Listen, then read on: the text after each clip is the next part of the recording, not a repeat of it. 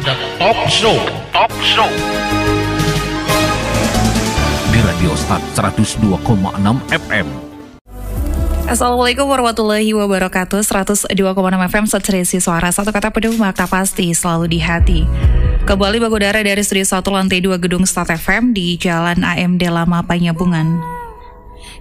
Pagi Madinah pagi. Bersama kita kembali di sini di program spesial talk show bersama BNNK Mandailing Natal. Dan untuk hari ini kita juga sudah kedatangan narasumber yaitu Ibu Farida Nasution Escape selaku penyuluh narkoba BNNK Mandailing Natal. Selamat pagi Ibu. Selamat pagi, Assalamualaikum warahmatullahi wabarakatuh. Sehat Ibu, Alhamdulillah. Alhamdulillah sehat. Feby gimana? Alhamdulillah sehat ya. Udah kesekian kalinya ya Bu ya. Cerita tentang masalah narkoba. Masalah narkoba. Nah, seperti kita ketahui bersama ya sahabat Start FM Ibu ya, narkotika adalah zat atau obat yang berasal dari tanaman atau bukan tanaman, baik sintetis maupun semi sintetis ya Bu ya, yang dapat menyebabkan penurunan atau perubahan kesadaran, hilangnya rasa, mengurangi sampai menghilangkan rasa nyeri juga ya. Dan dapat menimbulkan ketergantungan, itu yang paling penting ya. Dapat menimbulkan ketergantungan, itu yang digarisbawahi ya Bu ya. Nah, peredaran dan penyalahgunaan narkoba ini merupakan salah satu permasalahan nasional yang dipandang serius oleh pemerintah ya Bu ya. Iya benar. Karena dapat menyebabkan rusaknya moral bangsa juga ya. Karena itu pemerintah sangat memberikan perhatian terhadap penanganan atas penyalahgunaan narkoba ini ya Bu ya. Dan di negara kita masalah merebaknya penyalahgunaan narkoba semakin lama semakin meningkat ya Bu ya. Nah untuk itu kita membahas tema mengenai mari beraksi ya Bu ya. Banyak orang yang menolak saat diajak untuk berperan dalam upaya penyalahgunaan narkoba ini, pencegahan narkoba ini ya Bu ya. Nah bagaimana nih cara mengatasinya Bu? Jadi seperti yang dibilang Dek Feby tadi, kenapa sih permasalahan narkoba ini kok semakin hari kok semakin merebak saja. Tetapi di samping itu ya, di lain sisi banyak kasus yang terungkap. Ya banyak kasus yang terungkap, barang bukti narkotikanya juga banyak yang tersita, tetapi kenapa tetap masih ada saja. Nah pertanyaan inilah kenapa alasan penyalahgunaan narkoba dan peredaran gelap narkoba ini masuk pada kategori extraordinary crime, kejahatan luar biasa. Jadi kalau seperti pencuri, kalau kita mengatasi masalah pencurian, musuh kita itu cuma satu, pencurinya saja gitu. Atau kalau kita mau menyelesaikan masalah pencuri ini, banyak orang yang mau berperan. Tetapi akan sangat susah ataupun sulit sekali apabila kita mengajak orang-orang berperan dalam upaya pencegahan penyalahgunaan narkoba. Nah, permasalahannya apa? Kita sudah banyak melihat kasus ya. Sebenarnya kurangnya kesadaran dari setiap diri. Dari setiap diri warga negara Republik Indonesia ini, ya siapa akunya itu masih kurang gitu. Makanya remaja sebagai sasaran empuk dari penyalahgunaan narkotika ini juga kurang sadar bahwa mereka kurang sadar bahwa mereka yang menjadi target utama dari si pengedar. Ya, mereka kurang sadar. Sebenarnya apa sih yang membuat mereka itu bangga? Ya, sehingga mereka mencoba menyalahgunakan narkotika itu dengan tujuan agar mereka punya kepercayaan diri sehingga mereka bangga nih saya sudah coba gitu. Nah, kemudian di lain sisi lagi kita bahas masalah remaja dulu sebentar ya.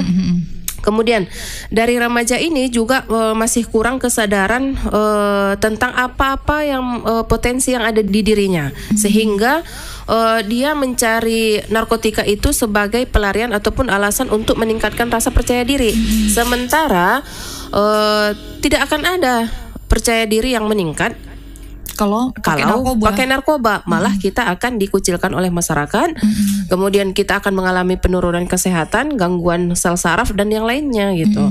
Nah, kemudian apalagi permasalahannya ya, ke remaja kita kurang sadar ya akan batasan yang ada di dirinya, sehingga dia tidak memiliki kemauan ataupun mencoba untuk memperbaiki apa-apa yang ada di dirinya gitu loh. Nah, dari tadi kita sudah bercerita setiap orang itu masih kurang sadar tentang siapa dirinya, sehingga dia tidak mau berperan dalam upaya pencegahan. Sebenarnya untuk contoh kecil saja bagi teman-teman kita yang remaja, misalnya kalau dia suka di media sosial misalnya, ya dia suka mengupload konten di media sosial. Apa salahnya konten tentang upaya pencegahan penyalahgunaan narkoba yang di-upload? Ya, tidak perlu seperti harus puisi atau nyanyi dengan gitar, nggak perlu. Ya, war on drugs gitu aja videonya. Itu jarang sekali loh kita temukan video-video untuk penyalahgunaan narkoba ini ya kan, pencegahannya gitu. Benar. Atau mungkin ada tidak kata-kata sesuatu yang bisa memotivasi teman-temannya ataupun followersnya yang bisa menjadi motivasi bagi mereka agar tetap jauh dari narkoba ini. Jadi hal-hal yang kecil seperti itu, walaupun dia kecil, itu bisa membuat suatu perubahan yang besar bagi bangsa kita. Kalau remaja kita hanya jadi objek dari peredaran ini, maka mereka akan terus-terusan menjadi korban. Penyalahguna yang baru akan terus bertambah, akan semakin bertambah. Jadi mereka harus kita gandeng, mereka menjadi subjek dari perubahan ini. Ya, jadi kalau siapa akunya itu, mereka bisa sadar tentang siapa dirinya dan peran apa yang bisa dilakukannya untuk melakukan pencegahan penyalahgunaan narkoba ini, maka akan dengan mudahlah kita eliminir ataupun kita kurangi masalah penyalahgunaan narkoba di bangsa kita ini. Nah, itu kalau untuk remaja.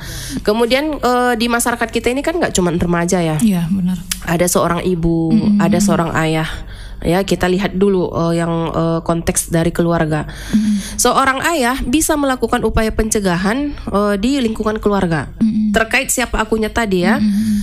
Misalnya siapa aku, seorang ayah misalnya. Seorang ayah itu bisa berdiskusi dengan anaknya tentang masalah narkoba di keluarga. Bisa. Ya, tadi saya katakan berdiskusi, bukan menjudge atau bukan menghakimi.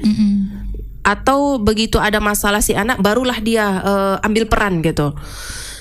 Yang kita harapkan adalah seorang ayah ini mampu membersamai si anak ya dalam mencari ilmu yang akurat ya, atau informasi yang akurat tentang narkoba ini, sehingga begitu dia diskusi dengan temannya atau begitu temannya memberikan cerita-cerita bohong, dia mampu mengontrol pengetahuannya dan mampu dia mengatur emosinya sehingga dia tidak jatuh pada narkoba. Iya, narkoba gitu.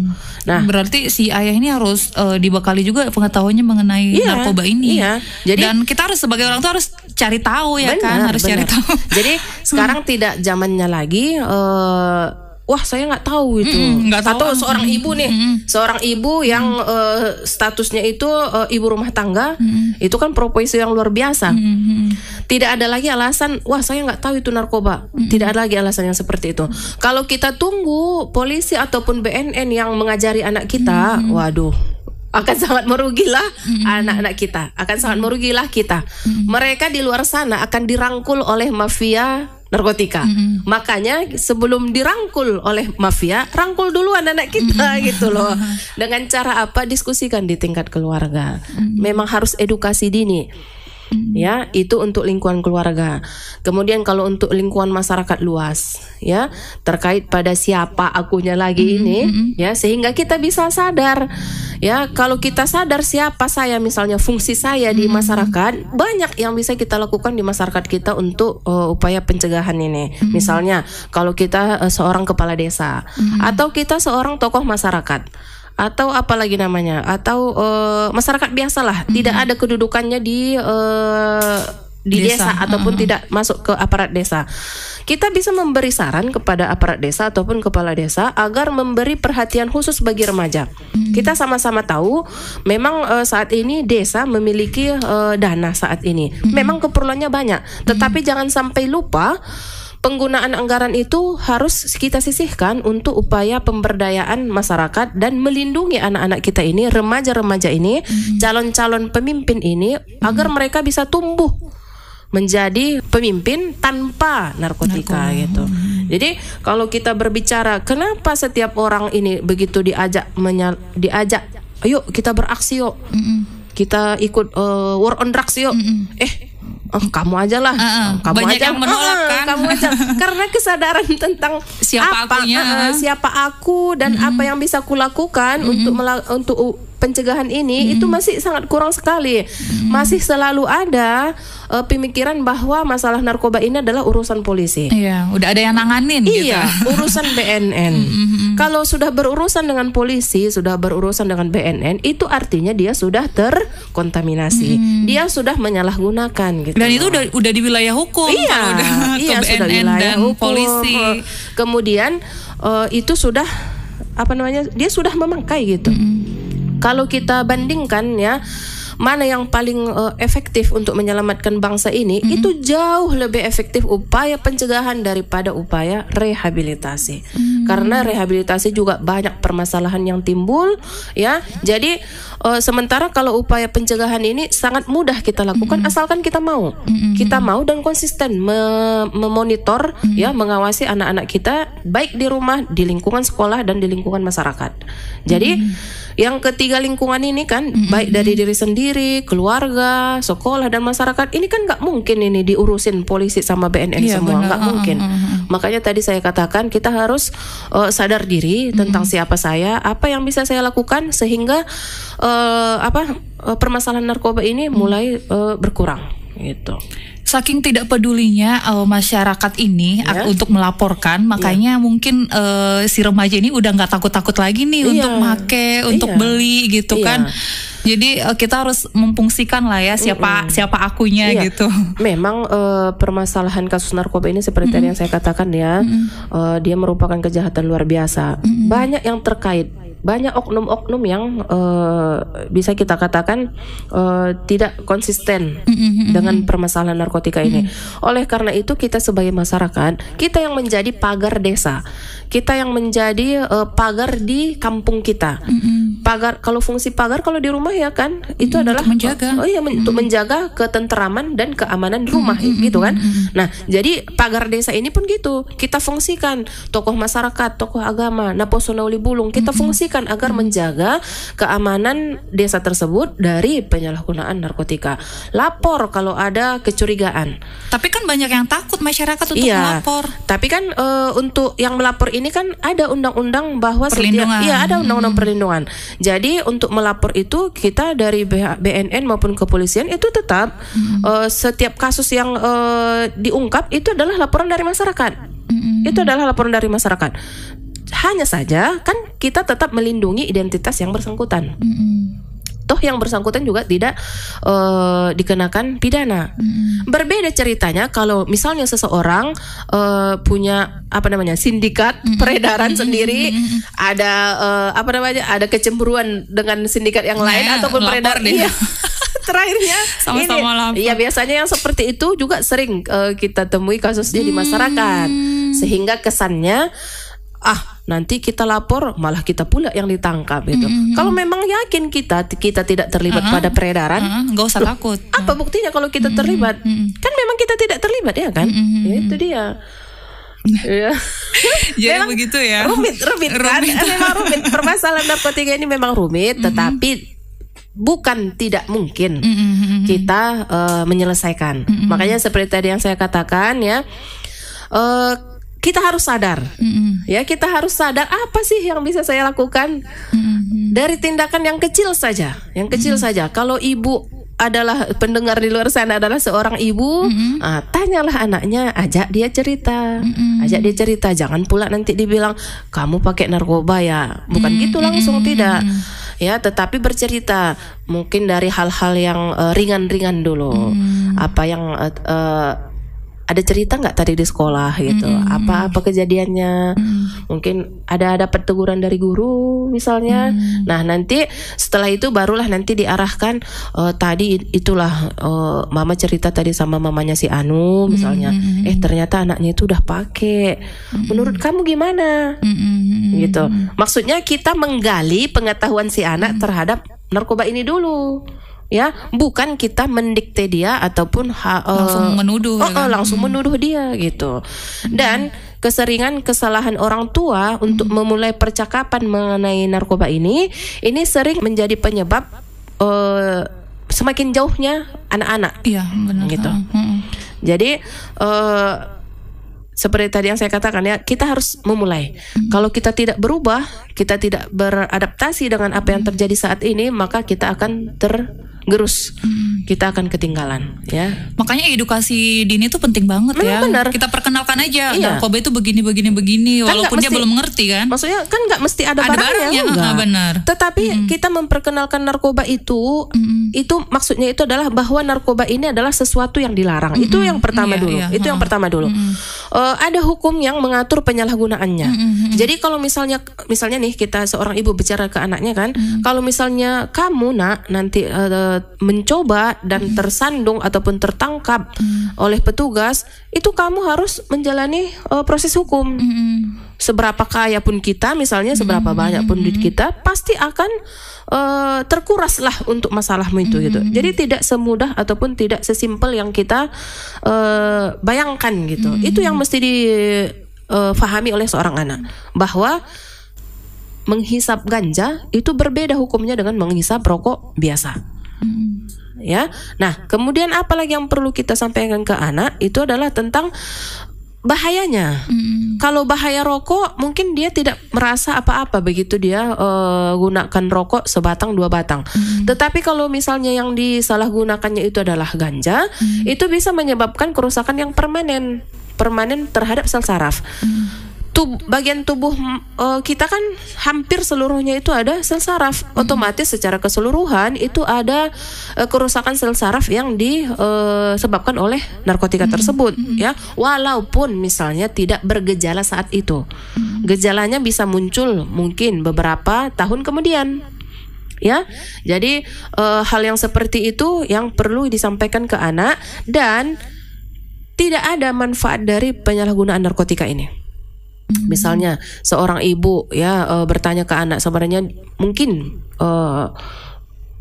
pernah nggak dia menghadapi masalah dengan teman, ya. Si anak remaja ini kan banyak juga ini masalahnya sebenarnya. Dia memiliki stres sendiri. Benar. Ya, nggak cuma ibu-ibu yang punya stres dengan kerjaan yang segala macam atau dengan profesi yang segala macam. Tetapi remaja kita juga punya stres sendiri.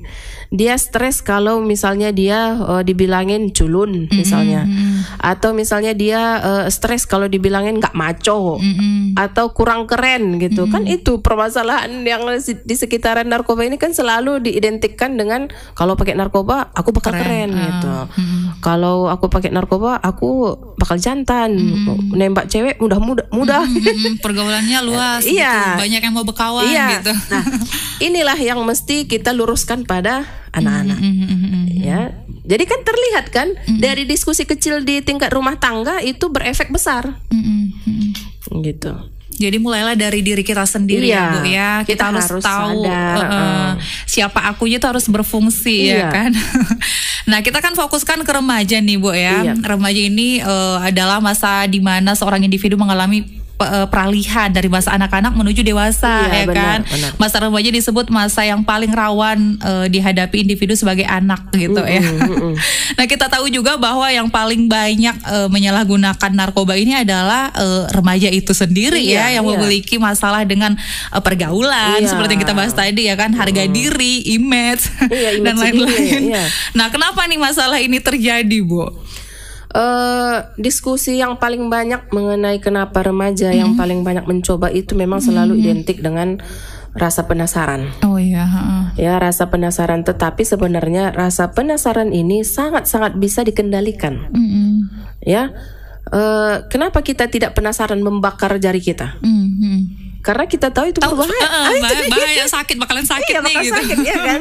Tetapi kenapa narkoba ini kalau belum dicoba kan nggak bisa gitu, nggak bisa merasakan. Tapi kan kita udah punya banyak contoh banyak contoh terhadap orang-orang yang pecandu yang sudah hancur hidupnya gara-gara narkoba. Ya, butuh contoh seperti apa lagi kan gitu? Iya, sebenarnya nggak ada bedanya sih ya kan dengan bakar tangan sama penyalahguna narkoba. Ya. Jadi kalau remaja ini kita ajak dia berlogika, berpikir logis, mereka sebenarnya mampu, mau. Hanya saja seberapa sering ini kita bahas, baik dia di keluarga, di sekolah, di geng sendiri, ya di kelompok sendiri. Nah, jadi kalau untuk masalah rasa ingin tahu, saya rasa bisa ya diatasi, ya bisa sangat-sangat bisa diatasi. Kemudian yang kedua, seperti permasalahan yang tadi Dek Feby sampaikan, ada masalah pergaulan, kemudian adanya harga diri yang rendah atau cara pandang dia terhadap gambaran dirinya atau image dirinya, yaitu sebenarnya anak remaja kita ini bisa kita ajarkan atau bimbing dia tentang bagaimana memproyeksikan masa depan dia itu mau dia ya, apa, yang mau jadi apa gitu. Ya, apa saja kira-kira yang potensi yang dia miliki, modalitas apa yang dia miliki, ya. Kemudian nanti apa-apa saja yang kira-kira menjadi tantangan ataupun kendala nantinya. Kalau misalnya dia memiliki proyeksi yang jelas tentang masa depan dia, otomatis kan dia sudah, apalagi kita bimbing tentang kelebihan dia, modalitas apa yang ada, modalitas yang ada ini misalnya kita memiliki orang-orang yang sayang ke kita, itu termasuk modalitas. Kenapa saya katakan begitu? Begitu kita memiliki suatu masalah, kita memiliki teman untuk diskusi ataupun untuk berbagi, ya. Orang-orang yang menyayangi kita itu, kalau misalnya orang tua sudah tidak ada, ya, orang tua ini kan bisa kita artikan dengan orang yang sering memberi nasihat dan memberi perhatian ke kita. Misalnya kalau orang tua kita tidak ada, biasanya itu selalu itu ada keluarga jauh atau Pak Ustadz misalnya yang membimbing. Iya, yang memberi, yang sering memberi nasihat. Jadi ini adalah mereka-mereka yang bisa memberi dorongan ke kita atau support sistem kita, ya. Nah, gambaran tentang masa depan yang jelas ini ataupun punya saja, ya punya saja, punya masa depan, punya gambaran gitu. Aja dulu itu. Dia menggambarkan masa depan itu seperti apa sih gitu. Itu sudah sangat bagus sekali bagi remaja gitu. Iya, tapi memang karena banyak orang yang memang aku udah nggak punya masa depan nih, nggak mau jadi apa, nggak tahu mau jadi karena apa gitu. Keluargaku pas-pasan gitu. Gini Dek, motivasinya ya, mimpi itu gratis. Iya sebenarnya. Ya, mimpi itu gratis. Jadi ambillah yang paling mahal. Ya, jadi ambillah yang paling mahal karena mimpi itu gratis. Dari mimpi dan gambaran kita masa depan inilah kita menapaki, ya, kita melangkah, kita menaiki tangga pertamanya saat ini. Kalau kita tidak memiliki gambaran tentang bagaimana kita di masa depan, ya bagaimana kita mengambil jalan pertama ataupun langkah pertama, ya kan? Nah, bagi anak-anak remaja, bukan anak-anak remaja ya, bagi kakak dan abang-abang remaja di luar sana, kamu harus semangat, ya, kamu harus semangat. Masa depan kamu itu menjanjikan, ya, asalkan kamu mampu mengasah diri, mengembangkan diri dan mengupgrade diri, mengupgrade diri. Kalau kamu insecure, ya kan sekarang banyak istilah, aku insecure gitu. Insecure kamu itu harus menjadi motivasi bagi kamu untuk mencari ilmu baru, ya, untuk mencari ilmu baru. Jangan insecure itu digunakan untuk rebahan. Kan sekarang gitu. Banyak kalau rebahan. Iya, kalau dia insecure akhirnya rebahan 24 jam. Ya bagaimana dia mau menapaki tangga pertama kalau kerjaannya rebahan terus gitu. Ya bolehlah punya handphone, boleh. Tetapi smartphone itu harus kita gunakan, harus bijak. Iya, harus bijak kita menggunakannya. Kalau enggak 3B itu biasanya kita mengistilahkannya, ya. Penggunaan Android ini ataupun handphone ini digunakan untuk 3B. Kalau enggak untuk belajar, untuk bekerja, ya, dan untuk beribadah gitu. Di luar yang 3B ini ya udah nggak usah lagi digunakan handphone itu. Makanya teknologi ataupun kemudahan kehidupan saat ini itu harus, maksudnya fasilitas-fasilitas ya yang ada saat ini harus bisa kita mengendalikannya. Jangan kita yang dikendalikan oleh peralatan-peralatan ini ya. Benar. Nah. Jadi kita harus punya masa depan gitu, Iya. gambaran masa depannya harus ada. Mimpi aja dulu. Kalau dari segi agamanya kan kita harus nggak boleh seujan sama Allah nih, Iya. ya. Harus Berbaik sangka. berbaik sangka kita. Pokoknya kita Pasti ada. Pasti ada rezeki Allah itu pasti ada. Nah, berpositif thinking sama Allah ya. iya. Jadi bagaimana cara kita membuat cita-cita itu juga erat kaitannya dengan bagaimana cara kita menghargai diri dan bagaimana berterima kasih terhadap diri sendiri. Kita kan sudah sejauh ini, ya, sudah banyak permasalahan yang kita lalui. Ya apa salahnya kita lanjutkan bertahan daripada kita harus menyerah pada keadaan gitu kan. Narkoba. Ya, ujung-ujungnya narkoba. Iya, daripada kita menyerah pada narkoba. Kita sudah bertahan menjaga diri nih, menjaga diri, tidak mencoba. Ya apa salahnya tetap bertahan di tidak mencoba. Jangan sampai ujung-ujungnya nanti mencoba. Kita sudah bertahan sejauh ini. Ya, jadi jangan menyerah pada penyalahgunaan narkoba ya. Kemudian terkadang memang kita membuat kesalahan ya. Jangan terlalu jangan terlalu menghukum diri. Karena dari kita menghukum diri itu nanti akan muncul rasa depresi ataupun putus asa sehingga nanti ujung-ujungnya ke narkoba. Oh, memang kebanyakan yang depresi-depresi ya kan larinya narkoba gitu. Tidak puas dengan kehidupan sendiri gitu. Atau merasa masalahnya itu cuman di dia aja, di orang lain nggak ada. Permasalahannya pernah nggak dia melihat masalah orang lain? Iya, enggak kan? Karena betul. orang lain hanya menunjukkan kebahagiaannya aja. Tetapi dia sebenarnya punya masalah juga. Beda-beda kan cara orang menyikapi masalahnya itu dia. gitu. Nah, marilah kita mencari solusi dari sebuah masalah. Jangan masalah itu yang dipermasalahkan, kan gitu.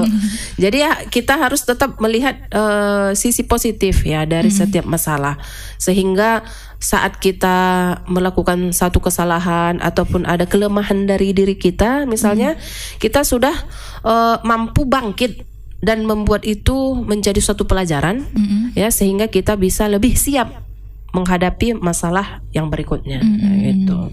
Nah, kalau remaja ini kan kalau misalnya ditawarin nih Bu, mereka tuh cenderung ikut gitu. Iya. Memang paling mudah lah ya nawarinnya ke remaja gitu. Iya. Itu kenapa tuh bisa kayak gitu? Itu biasanya terkait pada pengaturan emosi, emosi dari remaja.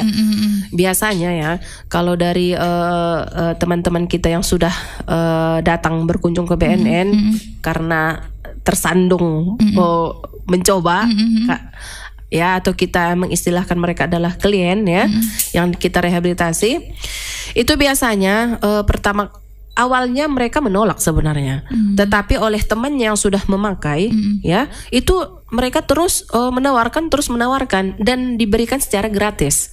Ya, dia hanya sekedar misalnya ganja ini, karena yang paling banyak di daerah kita, ya ganja adalah ganja, dia hanya di gratis. Udah nih, ku kasih gratis, kamu isap aja, coba aja, gitu. Jadi ketidakmampuan kita mengatasi tekanan ini, ya, itu menyebabkan akhirnya dicobanya, ya. Tapi sebenarnya ya permasalahan emosi maupun perasaan ini kan sebenarnya kan kita yang mengontrol. Ada di diri kita. Iya, ada di diri kita. Kalau kita biarkan lingkungan, ya, lingkungan seperti ancaman yang datang dari teman tadi yang mengatur emosi kita atau mengambil peran lebih besar daripada diri kita sendiri, maka seberapa ruginya kita gitu loh. Ya terserah, sebenarnya terserah teman kita itu kan, dia mau pakai ganja, dia mau, terserah dia. Yang penting kita memiliki kontrol diri yang bagus. Ya, jadi di saat temannya itu menawarkan atau malah mungkin mengancam, atau malah mungkin mengompori misalnya, ya bisa saja kita menolaknya dengan cara yang positif, atau kalau kita mengistilahkannya itu berkomunikasi secara asertif ya. Komunikasi asertif ini maksudnya kita mampu mengungkapkan keinginan kita dengan jelas dan tegas tanpa marah-marah. Ya, misalnya misalnya nih ada seorang pengedar ataupun seorang teman yang mencoba menawarkan, cok sini cok, cobalah ini ada barang aku bagus sekali, misalnya begitu. Kalau memang nampaknya sudah mencurigakan, waduh saya nggak mau.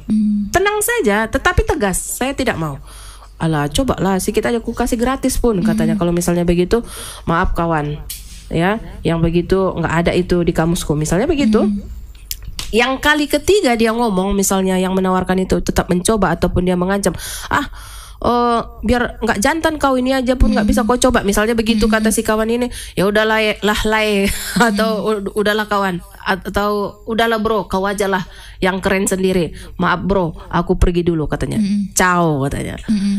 Cuman gitu, sampai 3 pertanyaan saja ataupun sampai 3 kalimat dari si teman ini saja, sudah pergi saja dari dia, maksudnya jauhkan diri dari dia. Menghindar aja kalau misalnya ketemu, iya. gitu kan, langsung menghindar. Kadang-kadang kan nggak bisa menghindar, ya. Kalau misalnya sudah terjebak di suatu tempat kan, kalau sudah begitu sampai 3 kali saja si teman kita yang mencoba menawarkan ini berbicara.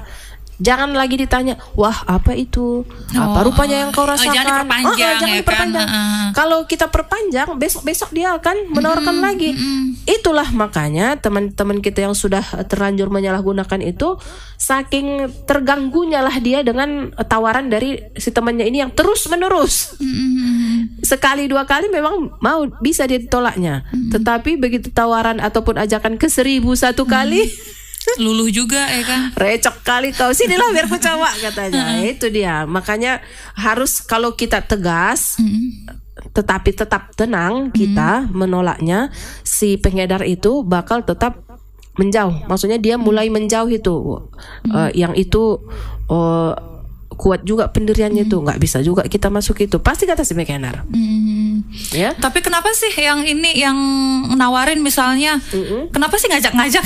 Iya. Kalau dia make udah diajak, kenapa harus ngajak-ngajak gitu? Karena dia takut ditangkap polisi sendirian.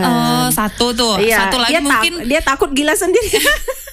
Mungkin juga memang pekerjaan dia kan. Iya, memang pekerjaan dia.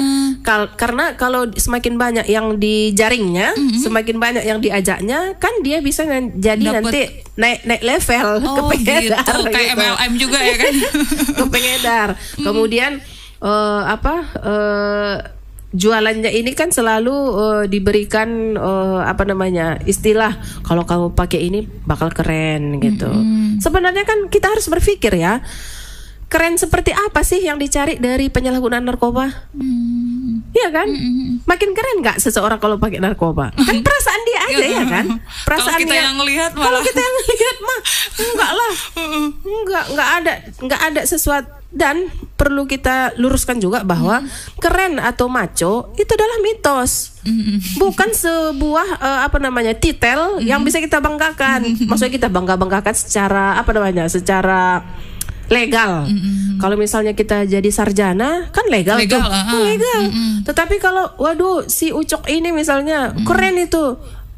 Keren di sama Dek Feby dengan keren di saya kan berbeda. Itu dia. Makanya kan tidak ada ininya, tidak ada standarisasinya gitu. Makanya itu hanya mitos.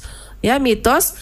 Kemudian karena itu mitos, maka siapa saja itu bisa mengatakan dia keren. Ya.